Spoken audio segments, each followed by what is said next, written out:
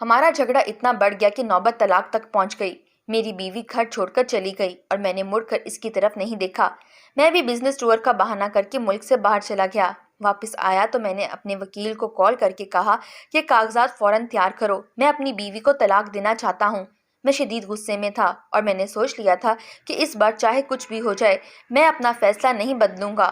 جو ہی وکیل نے میرے سسرال والوں میں یہ بات بتائی کہ میں اپنی بیوی کو اس بندھن سے آزاد کرنے والا ہوں، میری ساس نے مجھے کال کی اور کہا کہ طلاق دینے سے پہلے ایک بار اپنی بیوی کو دیکھ لو، مگر میں نے انکار کر دیا۔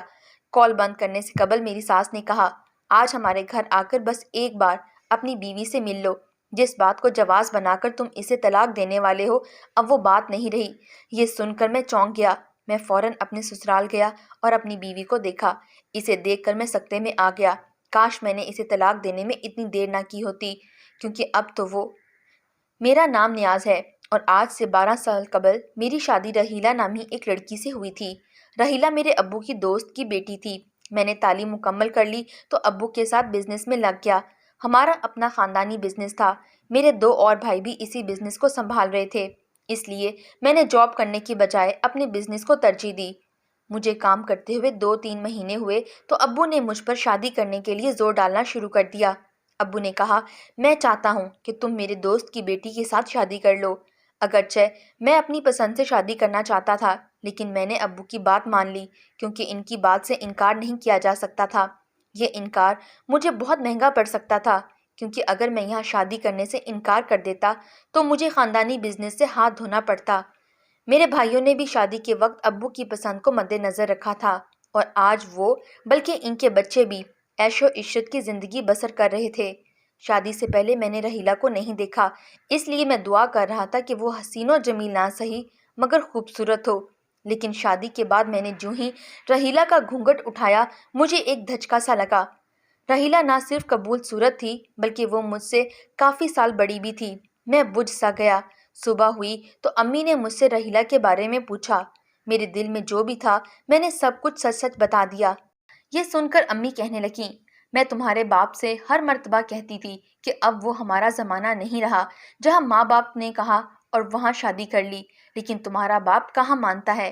اب جو بھی ہے تمہیں رحیلہ کے ساتھ گزارا کرنا پڑے گا، کیونکہ تمہارے باپ نے رحیلہ کے باپ کے ساتھ نئی ڈیل کی ہے۔ یہ سن کر تو میں بالکل ہی مایوس ہو گیا۔ امی نے ٹھیک کہا تھا، اب مجھے اس کے ساتھ گزارا کرنا تھا۔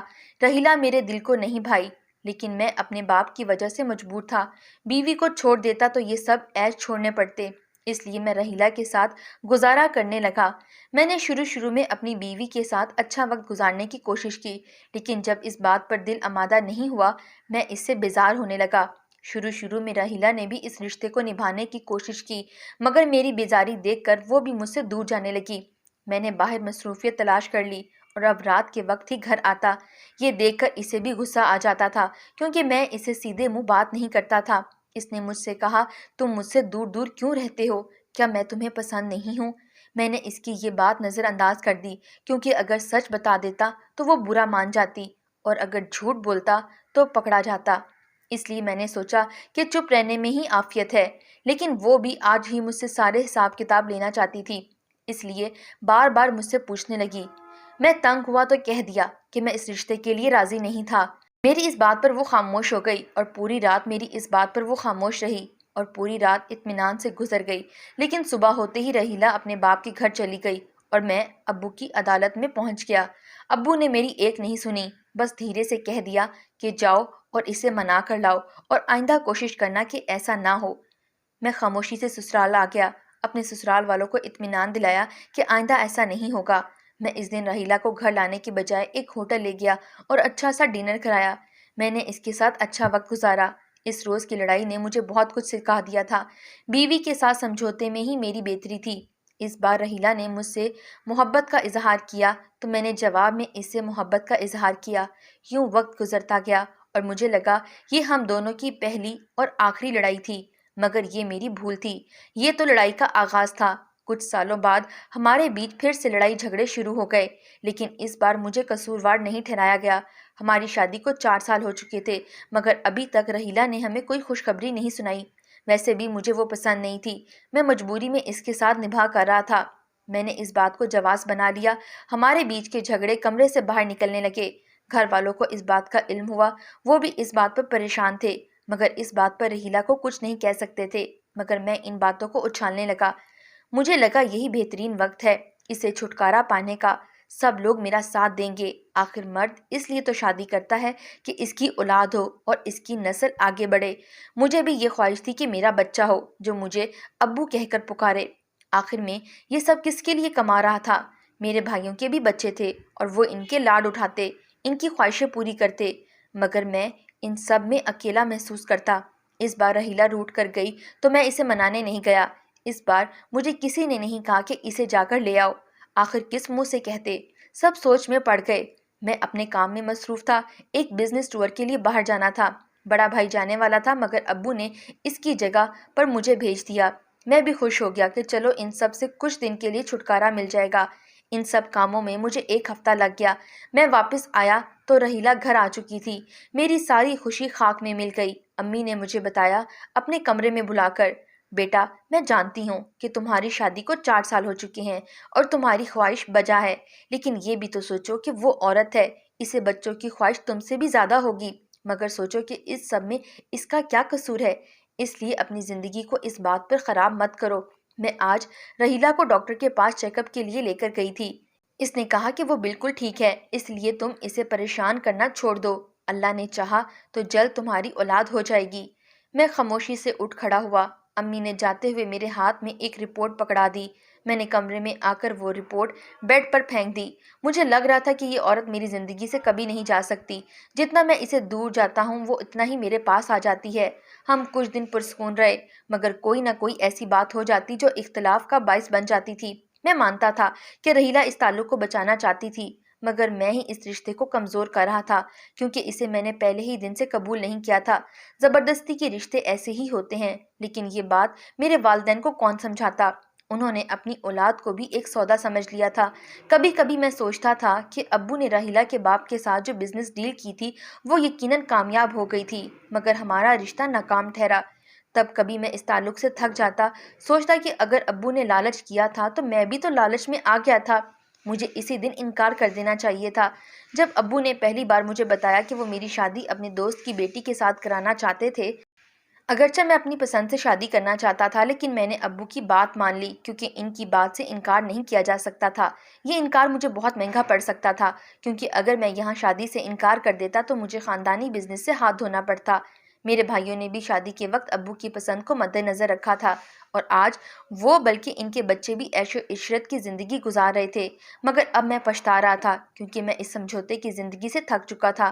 مجھے احساس ہو رہا تھا کہ آسائشیں ہی سب کچھ نہیں ہوتیں، دل کی خوشی بھی بہت معنی رکھتی ہے، خاص طور پر جب 2 لوگ ایک ہو رہے ہوں، لیکن یہ بات میں اپنے گھر والوں کو کیسے سمجھاتا؟ اس بار رحیلہ آئی تو کچھ خاموش سی تھی۔ میں نے بھی اس سے بات کرنے کی کوشش نہیں کی، شاید اسے بھی احساس ہو چکا تھا کہ میں اس تعلق کو جی نہیں رہا بلکہ گھسیٹ رہا ہوں۔ اس بار ہمارے بیچ کوئی لڑائی نہیں ہوئی۔ گھر والوں نے شکر ادا کیا کہ شاید ہمارے بیچ محبت پیدا ہونے لگ گئی ہے، لیکن ایسا کچھ نہیں تھا۔ ہم نے ایک دوسرے کو برداشت کرنا سیکھ لیا تھا۔ اس دوران امی نے بہت کوشش کی کہ کسی طرح ہمارا بچہ ہو جائے۔ امی رحیلہ کو کئی ڈاکٹرز کے پاس لے گئیں، مگر کوئی فائدہ نہیں ہوا۔ دن بدن رحیلہ ایسا درخت بنتی جا رہی تھی جو صرف آنگن کی خوبصورتی بڑھاتا ہے، اس پر کوئی پھل نہیں لگتا۔ میرے جن دوستوں کی شادی میرے ساتھ ہوئی تھی ان کے بچے جوان ہونے والے تھے، مگر میری ابھی تک کوئی اولاد نہیں ہوئی تھی۔ میرے یار دوست اب تو اس بات پر مجھے طعنہ مارنے لگے تھے، وہ مجھے دوسری شادی کے مشورے دینے لگے۔ میں اس بات پر بہت تھک چکا تھا، اس لیے میں نے گھر والوں سے کہہ دیا کہ میں دوسری شادی کرنے والا ہوں اور اس بار مجھے کوئی نہ روکے۔ یہ بات رحیلہ نے سنی تو وہ غصے میں آ گئی۔ اس دن ہماری خوب لڑائی ہوئی، ہمارا جھگڑا اتنا بڑھ گیا کہ نوبت طلاق تک پہنچ گئی۔ میری بیوی گھر چھوڑ کر چلی گئی اور میں نے مڑ کر اس کی طرف نہیں دیکھا۔ میں بزنس ٹور کا بہانہ کر کے ملک سے باہر چلا گیا۔ واپس آیا تو میں نے اپنے وکیل کو کال کر کے کہا کہ کاغذات فوراً تیار کرو، میں اپنی بیوی کو طلاق دینا چاہتا ہوں۔ میں شدید غصے میں تھا اور میں نے سوچ لیا تھا کہ اس بار کچھ بھی ہو جائے میں اپنا فیصلہ نہیں بدلوں گا۔ جو ہی وکیل نے میرے سسرال والوں کو یہ بات بتائی کہ میں اپنی بیوی کو اس بندھن سے آزاد کرنے والا ہوں، میری ساس نے مجھے کال کی اور کہا طلاق دینے سے پہلے ایک بار اپنی بیوی کو دیکھ لو، مگر میں نے انکار کر دیا۔ کال بند کرنے سے قبل میری ساس نے کہا آج ہمارے گھر آ کر بس ایک بار اپنی بیوی سے مل لو۔ جس بات کو جواز بنا کر تم اسے طلاق دینے والے ہو اب وہ بات نہیں رہی۔ یہ سن کر میں چونک گیا۔ میں فوراً اپنے سسرال گیا اور اپنی بیوی کو دیکھا۔ اسے دیکھ کر میں سکتے میں آ گیا۔ کاش میں نے اسے طلاق دینے میں اتنی دیر نہ کی ہوتی، کیونکہ اب تو وہ میرے بچے کی ماں بننے والی تھی۔ اس بار رحیلہ نے چیک اپ کرایا تو ڈاکٹر نے اسے خوشخبری سنائی۔ میں کشمکش میں پھنس گیا۔ میں ایک طرف خوش بھی تھا اور دوسری طرف اداس بھی۔ میرے گھر والوں نے یہ سنا تو وہ رحیلہ کو گھر لے آئے۔ 9 ماہ بعد اس نے میرے بچے کو جنم دیا۔ وہ میرا بیٹا تھا۔ میں اسے دیکھ کر بہت خوش تھا۔ باپ بننے کے احساس نے مجھ میں خوشگوار تبدیلی بھر دی۔ اس نئی ذمہ داری نے ہم دونوں کو بہت مصروف کر دیا۔ اب ہمیں لڑائی جھگڑے کا وقت نہیں ملتا۔ ویسے بھی اس بچے نے دنیا میں آ کر ہمارے رشتے کو بہت مضبوط کر دیا تھا۔